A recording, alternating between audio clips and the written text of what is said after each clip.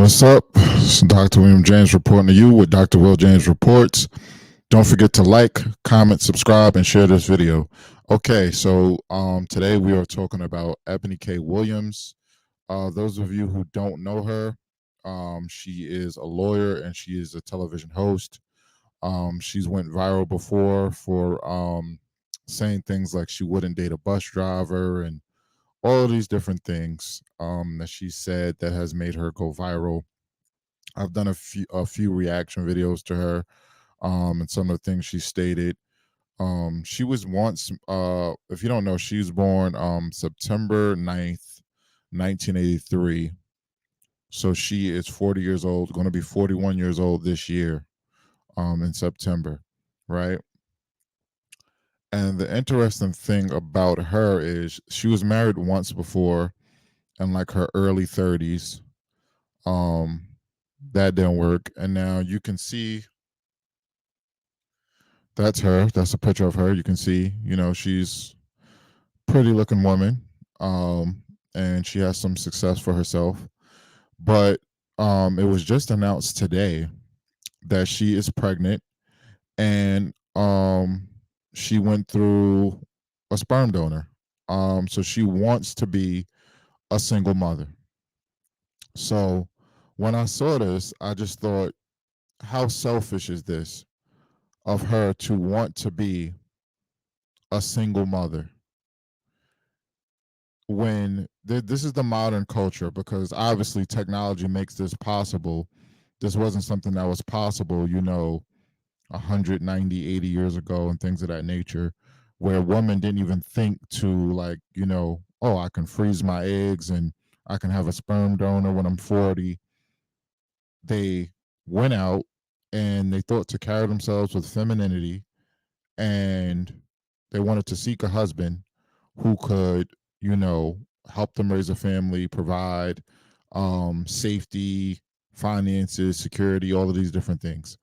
Now, the pushback on that, what people will say was, well, before, we had this type of technology in the early 1900s, women didn't have the same rights they have now. Women couldn't vote, women couldn't get the same jobs and things of that nature. Okay, granted. Um, but now that women have those, and even after women got those rights in the 1950s and 1960s, um, there were still more women who were getting married and raising families and having a nuclear black family. So modern culture is the reason for women doing these type of things. Now she's a pretty looking lady. If she carried herself with more feminine energy, she could have a husband who would have been willing to, you know, take care of her, provide for her, and not even someone who she doesn't need someone to take care of her and provide for her. She's a lawyer, she's a TV host, she's wealthy, she's a millionaire. Um, she doesn't even need that. She could have met her equal. She could have met someone who, financially was equal to her, and she could have had a family. This is the problem, and this is selfish. The reason this is selfish because of all of the data that shows the negatives, the cons to being a single mother. And I'm not talking how it impacts the mother. I'm talking more so of how it impacts the child. So let's look at some data, right? Let's look at some of the facts.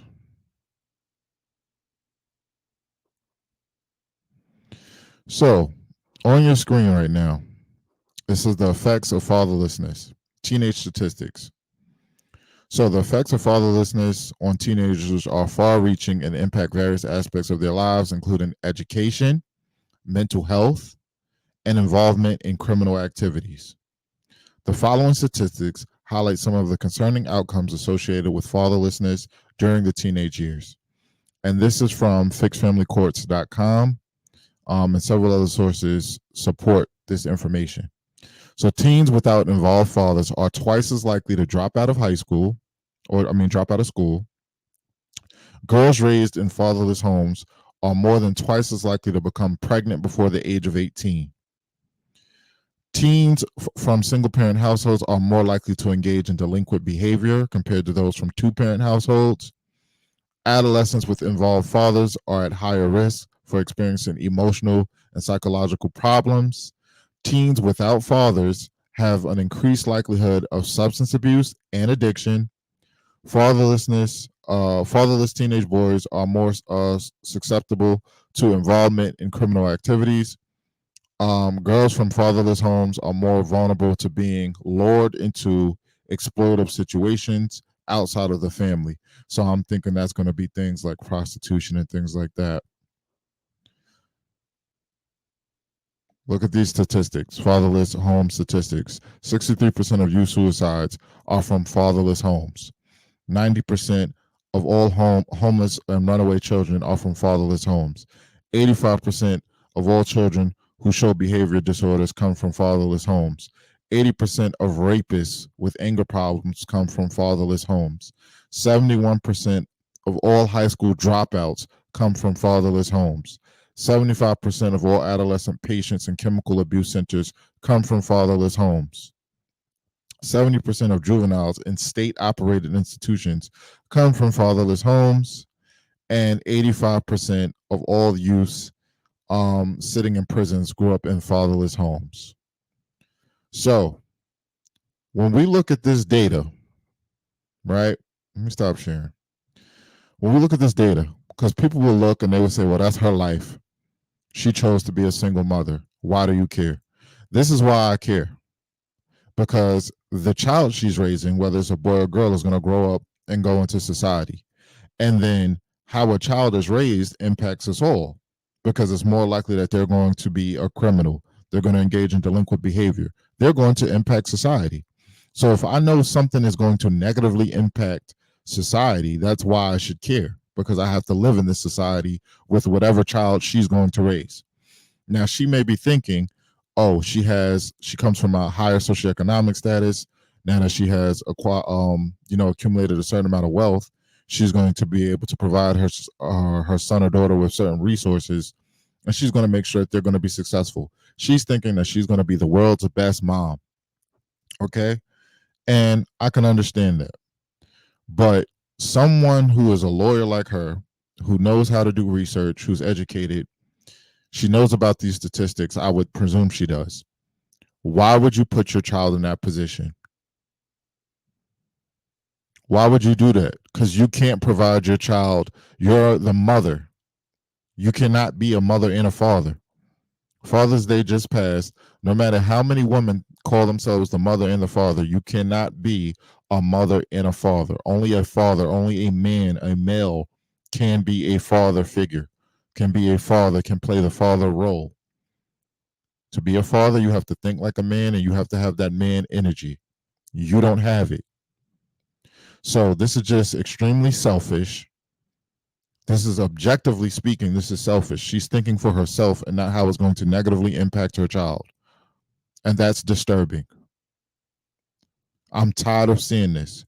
We need people to think about how they're going to raise their children, be more strategic.